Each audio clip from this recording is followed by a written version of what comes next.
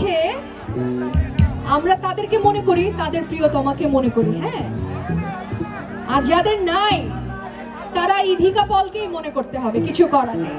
নায়িকাকে মনে করবো আমরা, ওকে ওকে। যারা বলেছেন জানেন এবং প্রিয় গান আপনাদের, তাহলে একসঙ্গে গাইবো আমরা, অলরাইট?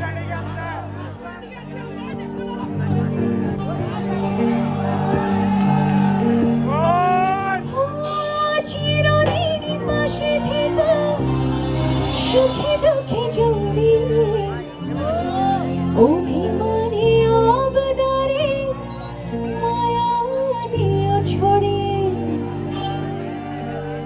তুমি তুমি তুমি শুধু